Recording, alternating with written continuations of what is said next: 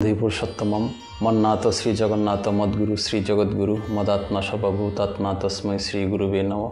सर्वप्रथम আমার আরাধ্য দেবতা ইষ্ট দেবতা পুরুষোত্তম শ্রী শ্রী ঠাকুর অনুকূল চন্দ্রের চরণে আভূমিলণ্ডিত প্রণতি জানাই এবং সুধী দর্শক শ্রোতা যারা রয়েছেন সকলের প্রতি আমার আনন্দিত জয়গুরু। আজকে আমরা পরম পুরুষ অনুকূল চন্দ্রের জীবনী লীলা থেকে একটা অংশ পাঠ করব।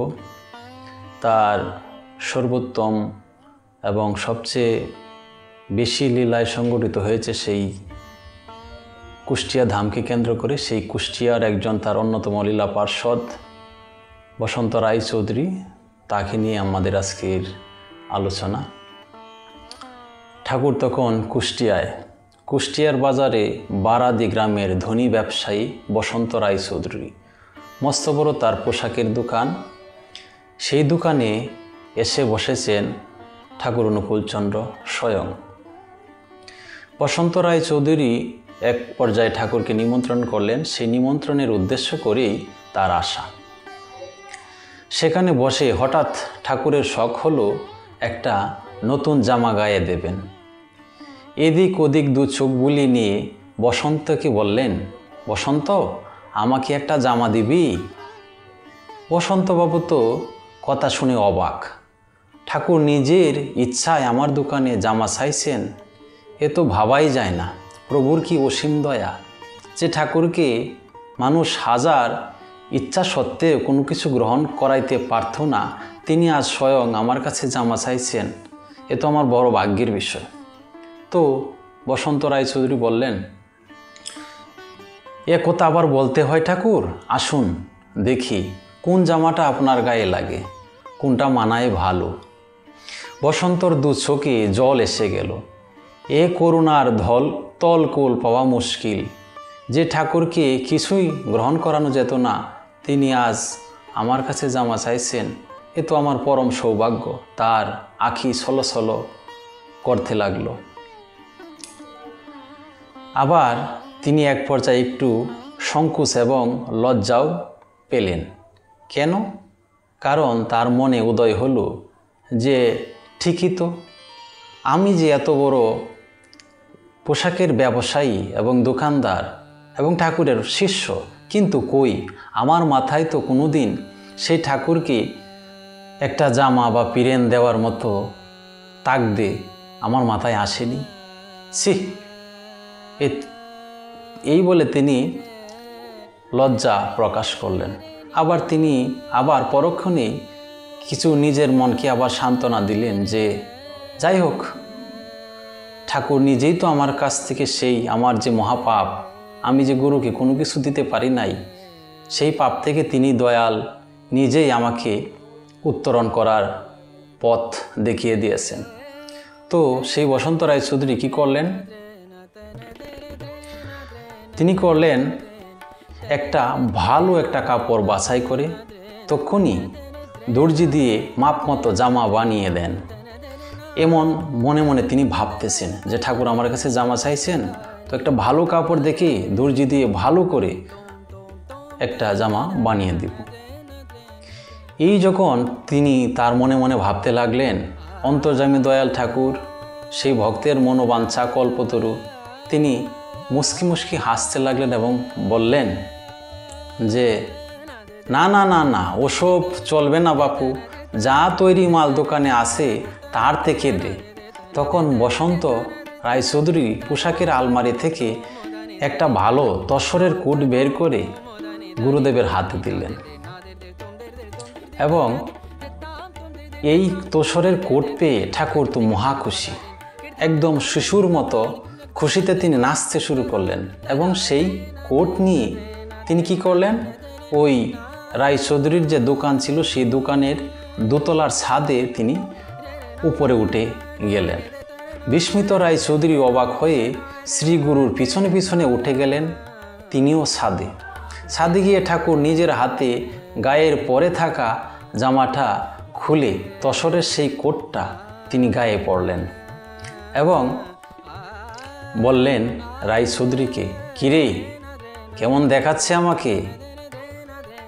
তখন রায়চৌধুরী বললেন, তা দেখাচ্ছে তো ভালোই ঠাকুর, কিন্তু তার মনে একটু খটকা রয়ে গেল। কিন্তু যদি আপনার গায়ের মতো মাপ নিয়ে যদি তৈরি করে দেওয়া হতো তাহলে কি আর একটু ভালো হতো না? তিনি এরকম উত্তর করলেন। সেই কথার উত্তর ঠাকুর কিন্তু দিলেন না। তিনি শুধু হাসছেন আর হাসছেন। কিছুক্ষণ গায়ে রাখার পরে ঠাকুর জামাটা খুলে ফেললেন এবং খুলে বসন্ত বাবুর হাতে দিয়ে বললেন, ধর, এটা তুই পরিস। তোর শখ ছিল না? কি ছিল না? ঠাকুর এর সেই উত্তর সেই রায়চৌধুরী কিন্তু অস্বীকার করতে পারলেন না। কেন অস্বীকার করতে পারলেন না?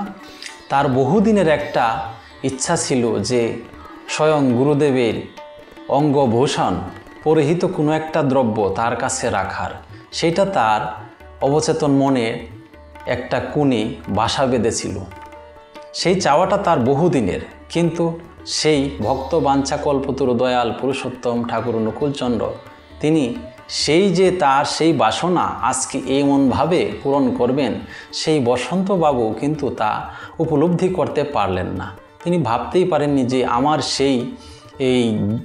সেই মনোবাসনা দয়াল আজকে এমনভাবে পূর্ণ করবেন।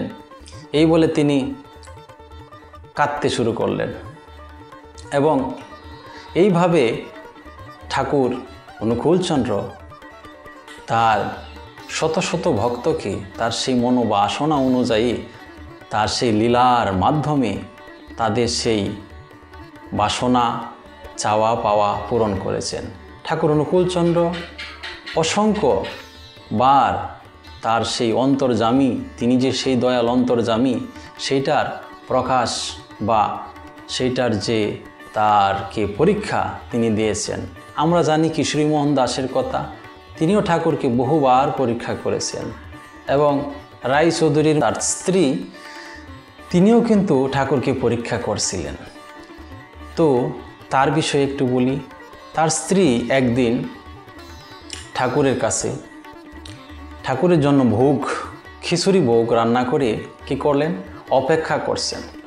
অপেক্ষা করার পর ঠাকুর ঘরের দরজা জানালা সব কিছু বন্ধ করে তিনি কাঁদতেছেন যে ঠাকুর অনেক দিন হলো কুষ্টিয়ায় আসেননি, সেই মার বাসায় যান নাই, বিধায় তিনি ঠাকুরের জন্য সেই তার প্রিয় খিচুড়ি ভোগ এবং মিষ্টান্ন ঠাকুর খুবই পছন্দ করতেন, সেটা নিবেদন করে তিনি অপেক্ষা করছেন এবং চোখের জল ছাড়ছেন আর মনে মনে ভাবতেছেন যে ঠাকুর দয়াল আজ তোমার পরীক্ষা।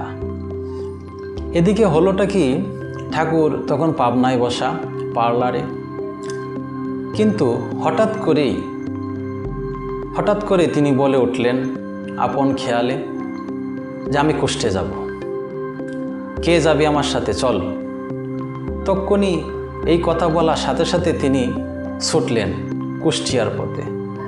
গড়াই নদী এবং পদ্মা নদী, দুইটা নদী পেরিয়ে প্রায় 10 ক্রোশ জায়গা পেরিয়ে তারপর কুষ্টিয়ায় যেতে হবে। কিন্তু যখন তিনি সেই বায়না ধরলেন তখন সেইখানে যাওয়ার মতো যে সময়টা প্রয়োজন ছিল সেই সময় কিন্তু গড়িয়ে গিয়েছিল। অর্থাৎ সেই সময় কখনোই কোনোভাবেই সেই জায়গায় পৌঁছানো একেবারে অসম্ভব ছিল। যাই হোক, পরবর্তীতে দেখা গেল যে ঠাকুর ঠিক সময় থাকতেই তিনি সেই কুষ্টে যে ফেরিঘাট ছিল সেই ফেরিঘাটে পৌঁছলেন এবং ঘাট থেকে যখন নদীর কিনারায় সেই ঘাটে নৌকা লাগলো, তিনি সেইখান থেকে একেবারে লাফ দিয়ে পড়লেন এবং সরাসরি গিয়ে সেই ঠাকুর ঘরের দরজা যখন লাগানো ছিল সেখানে গিয়ে তিনি আঘাত করতেছেন এবং আঘাত করে বলতেছেন, মা কে আছিস? মারে, আমার খুব খিদে পেয়েছে, শিগগির আমাকে কিছু খাবার দে। ঠাকুরের সেই স্বর শুনে সেই মা দরজা খুললেন এবং খুললে দেখলেন সেই পরম দয়াল তার দরজার সম্মুখে দাঁড়িয়ে। তিনি সেই পরম দয়ালের চরণে লুটিয়ে পড়লেন এবং হাউমাউ করে কান্না করলেন এবং বললেন, ঠাকুর আমার অন্যায় হয়েছে, আমি ভুল করেছি, আমি তোমাকে পরীক্ষা করতে চাইনি, এমনভাবে আমি তোমাকে কষ্ট দিতে চাইনি। যাই হোক, ঠাকুর এই সব কথা বা অলৌকিকতার তার লীলার কথা যদি কেউ তার কাছে প্রকাশ করছে, তিনি তা কখনোই সায় দেননি। তিনি সদা সর্বদাই সেগুলাকে এড়িয়ে চলছেন। এটাই হলো মহাপুরুষের একটা লক্ষণ, তারা আত্মপ্রতিষ্ঠায় উদাসীন। পরবর্তীতে তার হাত পা ধোয়ার জল দেওয়া হলো এবং সেই মা কি করলেন, অন্যান্য যারা ছিল সকলকে সেই প্রসাদ নিবেদন করে স্বয়ং দয়াল সেই প্রসাদ গ্রহণ করার পর সেই প্রসাদকে তারা অন্যান্য মানুষের মধ্যে বিলিয়ে দিলেন।